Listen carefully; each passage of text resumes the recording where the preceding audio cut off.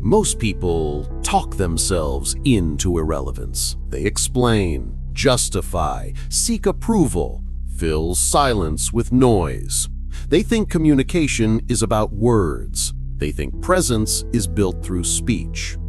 They're wrong. The most powerful people in any room are often the quietest. Not because they have nothing to say, because they understand something fundamental about human psychology that you're about to learn. Dominance isn't performed, it's radiated, and it has nothing to do with what comes out of your mouth. What you're about to discover exists in the realm of nonverbal power dynamics. Most people spend their entire lives focused on what to say, completely blind to the fact that 93% of communication happens without words. They optimize the 7% and wonder why they have no presence, no impact, no power. But you're different. You're here because you already sense that something else is happening beneath the surface of every interaction. A game of signals, frames, and silent dominance that determines who leads and who follows before a single word is spoken. This is that game. Decoded. Drop one word in the comments. Silent. Not for validation, as a mark of understanding. Principle 1. Gravitational stillness. Movement is weakness broadcast to the world. Every fidget, every nervous adjustment, every unnecessary gesture is your body confessing that you're uncomfortable, uncertain, seeking something outside yourself. Powerful people move less, not because they're trying to appear powerful, because they actually are centered, complete, requiring nothing from the environment. This is what creates presence, not performance, actual internal gravity that makes others orbit you rather than you orbiting them. Lao Tzu understood, to the mind that is still, the whole universe surrenders. But the modern translation is simpler. Stillness commands attention because it's rare. Look at how this operates. Watch any world leader, any apex predator in human form. Obama, Putin, Tywin Lannister if we're using fiction. They don't rush, they don't fidget. They occupy space with complete ownership and zero apology. Their bodies communicate one message. I am exactly where I need to be, doing exactly what I intend to do, and I require nothing from you. Meanwhile, watch someone without presence. They're shifting weight, touching their face, adjusting clothing, checking phones. Their bodies screaming discomfort, seeking external validation through constant micro-adjustments. Here's how you apply this. Develop body awareness. Notice every time you fidget, adjust, or move without purpose. Then stop, consciously, repeatedly, until stillness becomes your default state. When you sit, own the chair. When you stand, root into the ground. When you move, move with intention, and then return to stillness. No wasted motion, no nervous energy, just presence. The sophistication. This isn't rigidity, it's relaxed centeredness. You're not tense, you're complete. There's a massive difference. Tension is stillness from fear. Centeredness is stillness from power. But here's the warning. When you first practice this, you'll feel exposed. You're used to hiding behind movement. Without it, you feel naked. Push through. That discomfort is your weakness leaving your body. The twist. As you develop stillness, you'll notice something strange. Others will start filling the silence you create. They'll talk more, explain more, reveal more, because your stillness creates a vacuum that human nature compels others to fill. You've just gained an intelligence advantage without saying a word. Principle 2. Controlled tempo. Speed is for servants. Tempo is for masters. When you move quickly, you communicate urgency. When you communicate urgency, you communicate need. and need is weakness.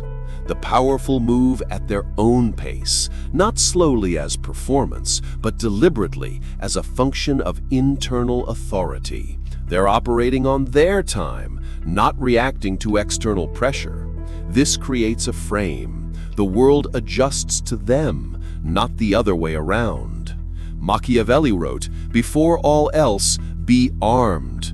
The modern application, before all else, control your tempo, because tempo is frame, and frame is everything. Watch how this plays out.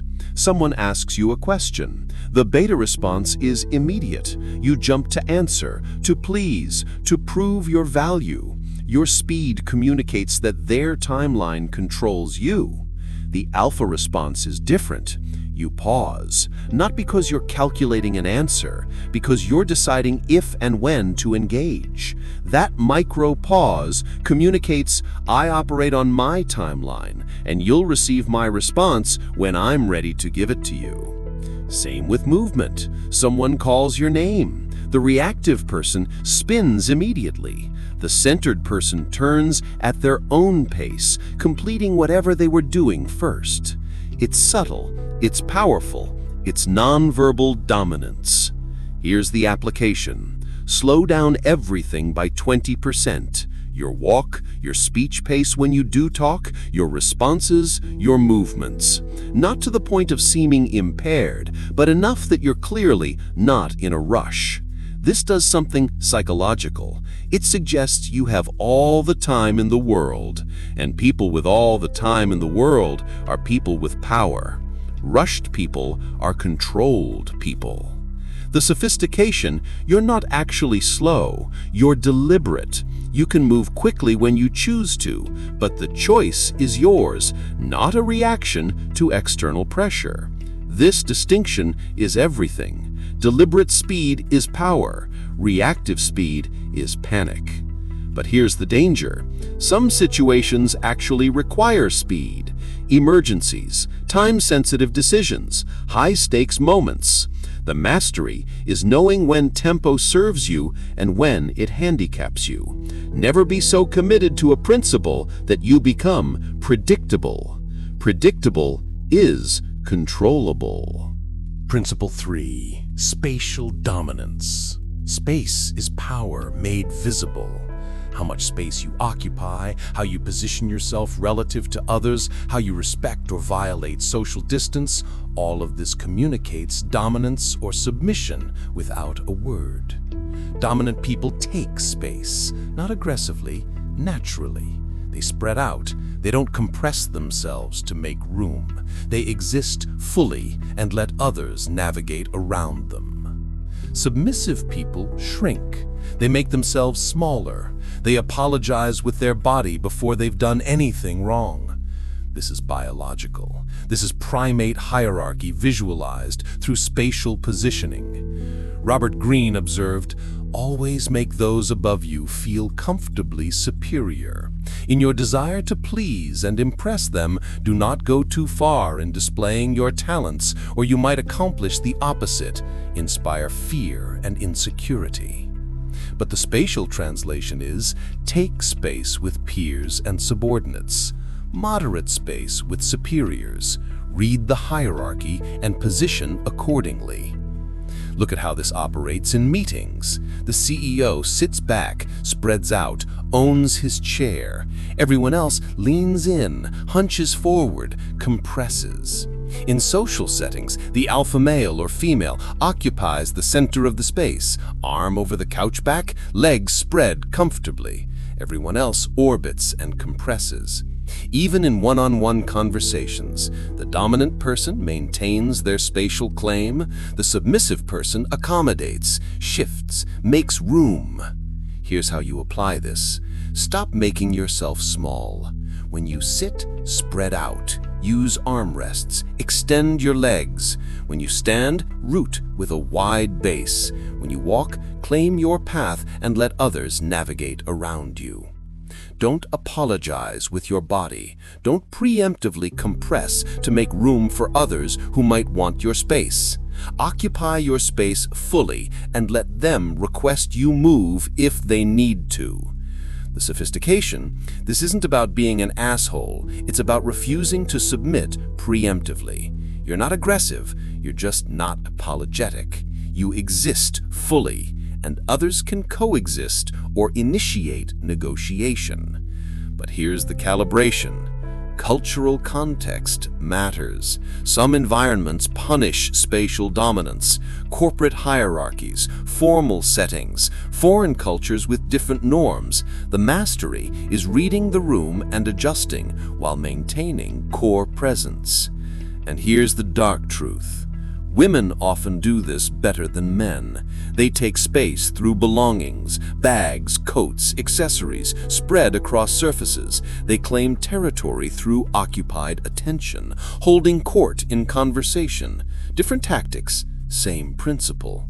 Learn from everyone who does this well. Principle 4. Economical expression. Your face is a broadcast system operating 24/7. Every expression, every micro-reaction, every emotional signal is information you're giving away for free.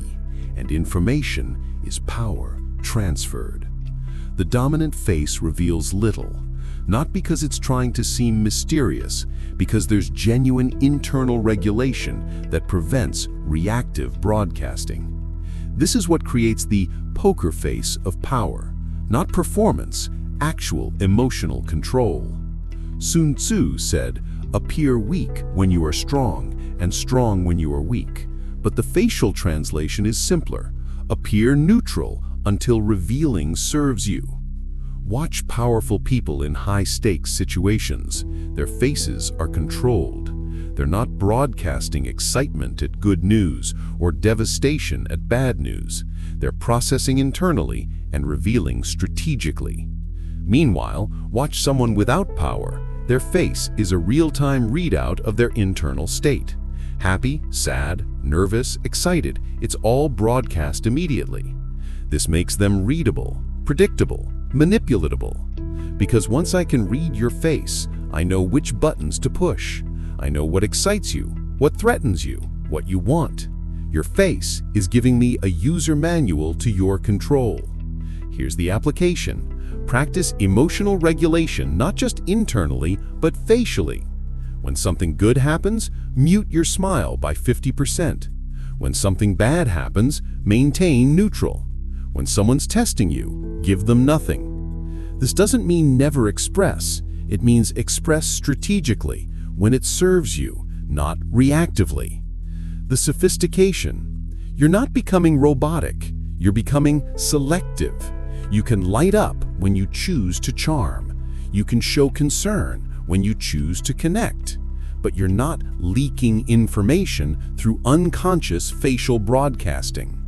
The difference between strategic expression and reactive expression is the difference between communication and confession. But here's what most people miss.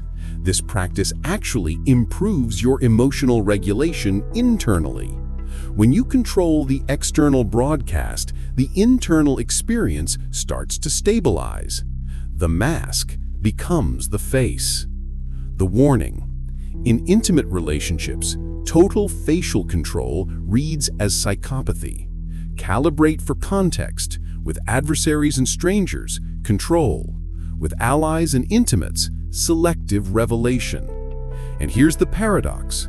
The more you can control your expression, the more powerful your expressions become when you choose to use them. Rare smiles are valuable smiles. Constant smiles are worthless. Principle 5. Unbreaking eye contact. Eyes are dominance negotiation in real time. Who looks away first loses. Not because it's a game, because it's a biological signal. The one who breaks eye contact has submitted to the one who held it. This happens unconsciously. Most people don't even realize they're playing, but their nervous system knows, and it adjusts their behavior accordingly. Dominant people hold eye contact past the point of social comfort, not aggressively, naturally, because they're not intimidated, not seeking approval, not nervous about what they see reflected back. Nietzsche wrote, "When you gaze long into an abyss, the abyss also gazes into you." Apply this to eye contact. When you hold someone's gaze without breaking, you force them to confront their own discomfort with being seen. Most people can't handle it. They break. And in that break, hierarchy is established. Look at how this plays in conversation. Two people talking. One maintains eye contact throughout. The other glances away, checks their phone, looks around the room. The one who maintains eye contact controls the frame. The one who breaks is looking for escape, validation, or distraction from the intensity of being held in someone's gaze. In negotiations, eye contact is warfare. The person who can maintain it without discomfort has already won half the battle. They're demonstrating they can handle tension, that they're comfortable with confrontation, that they won't submit. Here's how you apply this. Practice holding eye contact past your comfort zone. Not staring, not aggressive, just maintaining. When someone's talking to you, hold their gaze. When you're talking, hold their gaze. When there's silence, hold their gaze. Let them be the one who breaks. Let them be the one who needs relief from the intensity of being seen. The sophistication. This isn't about never blinking or creating creepy, unbroken stares. It's about being comfortable with extended eye contact while others aren't. You can blink, nod, show you're engaged, you're just not reflexively breaking contact. And here's the technique. When you do need to break eye contact, look down, not away. Looking away suggests evasion. Looking down suggests fought. One is submission, one is processing. But here's the warning. In some cultures, prolonged eye contact is disrespect. In some contexts, it's aggression. Know your environment. A job interview isn't the same as a street confrontation. Calibrate intensity to context. And here's what you'll notice. Once you master this, people start treating you differently immediately because you're no longer participating in the unconscious dance of submission. You're holding your ground non-verbally, and their hindbrain registers you as a threat, an equal, or a leader, never as prey. Principle 6, the power pause. Silence is violence to people who fear it.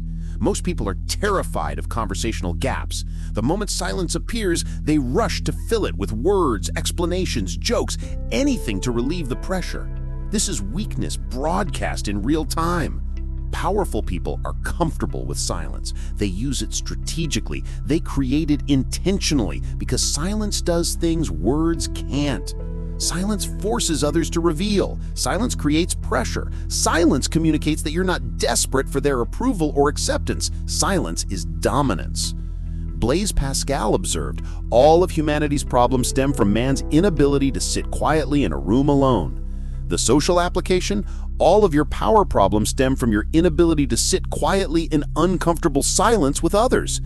Watch negotiations. The amateur makes an offer and then immediately keeps talking, explaining, justifying. They can't handle the silence, so they fill it, usually revealing more than they should. The professional makes an offer and then goes silent, completely. They wait. And in that waiting, the other person gets uncomfortable and starts talking, often making concessions just to break the silence. This works everywhere. Someone says something offensive or tests you. The weak response is immediate verbal defense. The powerful response is silence, sustained, unblinking. Let them sit in what they just said. Let them feel the weight of it without your words to deflect. Here's the application. Get comfortable with conversational silence. When there's a gap, don't fill it. Let it exist. Count to 5 in your head. Then, if you choose to speak, speak. But make it a choice, not a reflex. Watch what happens. Others will fill the silence for you. They'll reveal information, show insecurity, or seek your approval through increased talking, all advantages you gained by simply being comfortable with nothing happening. The sophistication. You can use silence as a weapon or a gift. As a weapon, it creates pressure and extracts information. As a gift, it gives others space to think, feel, and speak from depth rather than reaction. Master both applications. But here's the paradox. The more comfortable you are with silence, the more powerful your words become when you do speak. Rarity creates value. If you're always talking, your words are worth nothing. If you're selectively speaking, every word carries weight.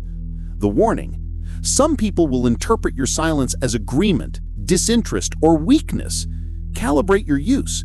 Sometimes silence is powerful. Sometimes it's just confusing. The mastery is knowing the difference.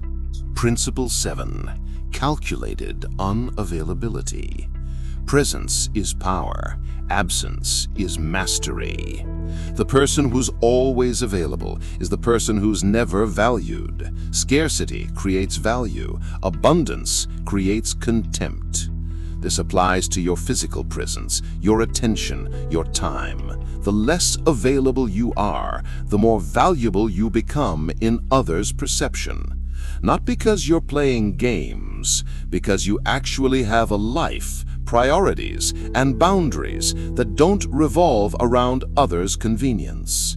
Balthazar Gracian wrote, "Make yourself scarce to make yourself valued." But the modern refinement: don't just be scarce, be strategically available when your presence creates maximum impact. Look at how high-value people operate. They're not at every party. They're not responding immediately to every message. They're not free whenever someone wants their time. They show up when and where their presence matters, and that selectivity makes their appearance meaningful.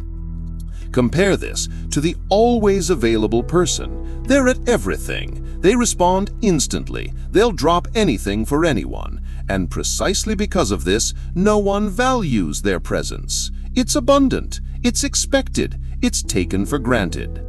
Here's the brutal truth. People don't value what they can have anytime. They value what they might lose access to. The application: build a life that's actually full, not as performance, but as reality. Have priorities, commitments, interests that matter more than being available to whoever wants your attention.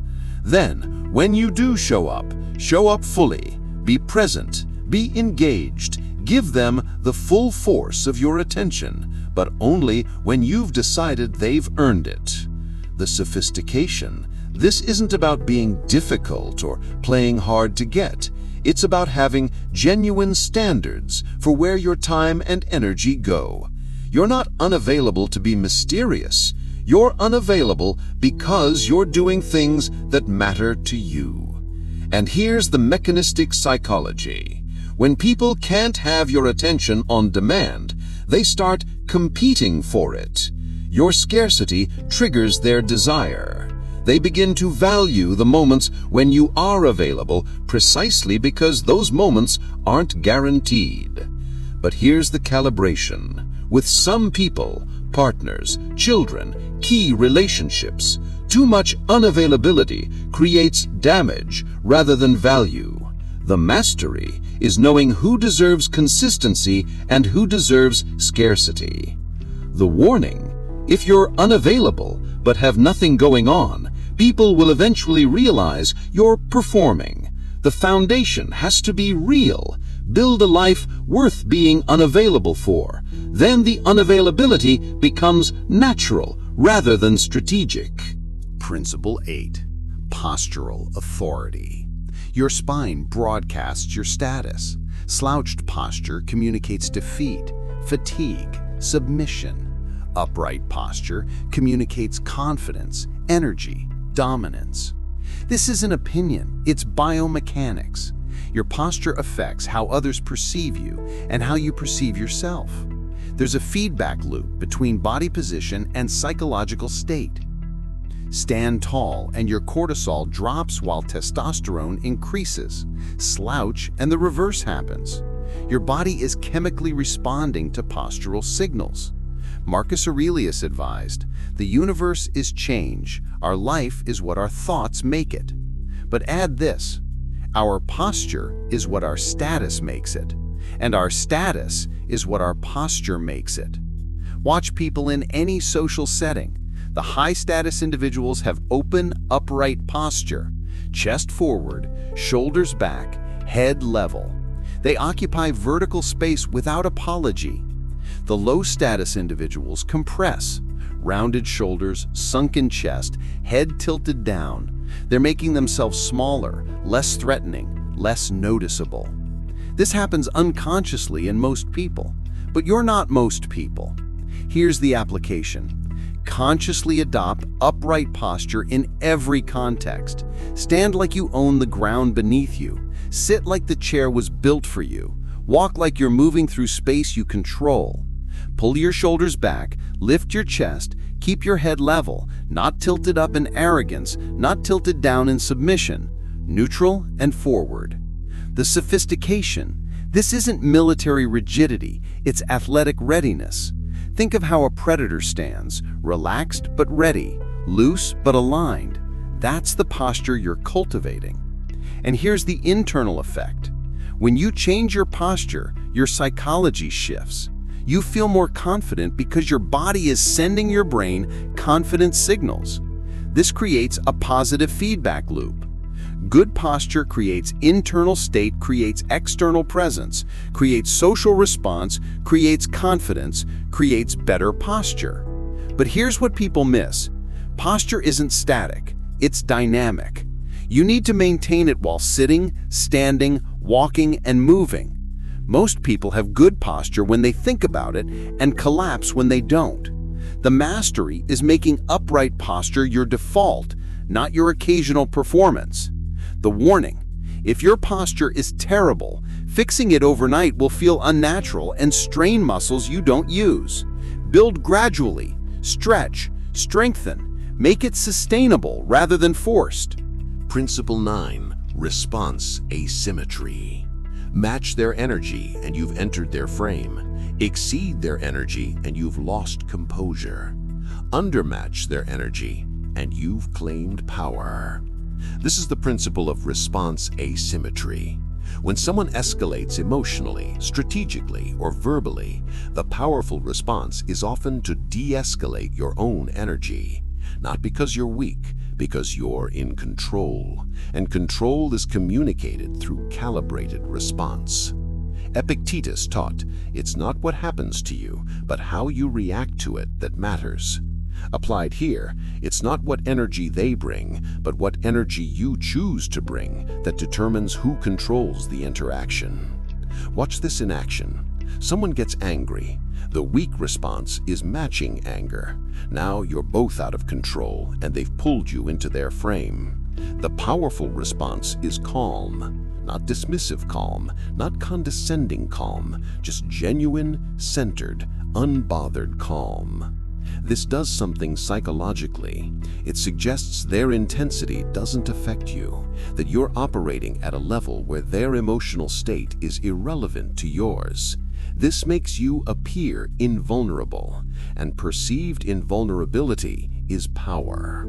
In negotiations, someone makes an aggressive demand. The amateur responds with defensive aggression. The professional responds with thoughtful consideration, taking the aggression out of the frame entirely by refusing to participate in it.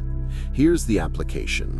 When someone brings high energy, anger, excitement, urgency, consciously bring lower energy. Slow your speech, soften your volume, maintain your calm. Don't ignore them, don't dismiss them, just refuse to match their energetic state. This creates contrast, and in that contrast, you appear more in control because you are more in control. The sophistication, this isn't about being emotionless, it's about being selective. You can match energy when you choose to, in celebrations, in playful competition, in moments of genuine connection. But you never match energy because you've lost control of your own state. And here's the weapon-grade version. When you consistently undermatch others' energy, they start to feel foolish for being so intense. You've made their escalation look like overreaction through contrast. But here's the danger. Some situations require matched or exceeded energy. Physical confrontations, time-sensitive crises, moments where calm reads as incompetence or indifference. The mastery is knowing when response asymmetry serves you and when it handicaps you. The warning: this can be misread as not caring. If someone is expressing genuine pain and you're radiating detached calm, you're not demonstrating power, you're demonstrating sociopathy. Context and relationship matter. Principle 10. Anchored attention. Where your attention goes, power follows. Most people's attention is scattered, reactive, controlled by whatever's loudest or brightest in their environment. They're being pulled in every direction by external stimuli. This makes them appear weak, distracted, uncentered, because they are. Powerful people control their attention absolutely. They decide what deserves focus and what gets ignored. Their attention is anchored to their priorities, not hijacked by their environment. This creates an aura of presence, of being fully where they are, of being impossible to distract or deflect. Simone Weil observed, "Attention is the rarest and purest form of generosity, but the power translation is, controlled attention is the rarest and purest form of dominance." Watch this at any social gathering. The high-status person gives full attention when they choose to engage, unbroken, unbothered by distractions. Then they disengage completely when finished. The low-status person's attention is everywhere, checking their phone, looking around the room, splitting focus between multiple conversations. They're never fully present anywhere. This makes them forgettable, disposable, background noise. Here's the principle. When you're with someone, be with them completely, or don't be there at all. Half presence is worse than absence. The application? Practice monotasking. When in conversation, eliminate all other inputs. No phone checking, no environment scanning, no mental wandering, full attention on the person or the task. This does multiple things. It makes you more effective at whatever you're doing. It makes others feel valued when you choose to focus on them. And it trains your attention muscle to be under your control rather than being pulled by stimuli. The sophistication. This doesn't mean you can never multitask or scan your environment. It means you do so consciously, not reactively. You're choosing where your attention goes, not having it stolen. And here's the deeper layer. Anchored attention changes how you experience life. You're actually present for your existence rather than mentally elsewhere. This creates a groundedness that others sense and respond to as power. But here's what most people miss. Attention control requires energy, mental discipline, continuous practice. Most people can't sustain it because they've never built the capacity. Start small. Practice full attention for one conversation per day. Then expand. Like any muscle, it develops with use. The warning. In some situations, distributed attention is survival, tactical awareness, threat scanning. Don't anchor so hard you miss important environmental information. The mastery is knowing when to focus narrow and when to maintain peripheral awareness. 10 principles, 0 words required. You now possess something most people will never understand. The language beneath language. The signals beneath speech. The dominance that operates in silence. But here's what matters now. Knowledge without implementation is just entertainment. You can know all of this and do none of it, and nothing changes. You're just better informed about your own irrelevance. Or you can take this and weaponize it. Not against people, against your own weakness, against the habits that make you forgettable, the patterns that make you invisible, the behaviors that broadcast submission. Because dominance isn't about dominating others. It's about refusing to be dominated by your own lack of discipline, presence, and power. It's about walking into any room and having people sense, not think, sense that you're not someone to overlook. Not through arrogance or aggression, through presence, through centered power that requires no announcement because it's undeniable. Most people will never develop this. They're too addicted to filling silence with noise, too uncomfortable with their own presence, too reactive to control their signals. They'll spend their lives talking themselves into irrelevance while wondering why no one listens. But you are different. You know now that the most powerful communication happens before you open your mouth. That authority is built in the body, not the voice. That dominance is something you radiate, not something you declare. So here's what happens next. You choose one principle, just one, and you practice it today. Not perfectly, just consciously. Maybe it's stillness, maybe it's eye contact, maybe it's controlled tempo. Pick one, practice it, notice what changes. Not in a week, today, in the next interaction you have. Because the people around you are reading you right now, constantly, and most of what they're reading is weakness, nervousness, need, submission. Change the signal, change the response. And remember, the most dangerous person in the room is the one who never needs to announce it. Be that person. Stay silent, stay powerful, and let your presence do what your words never could.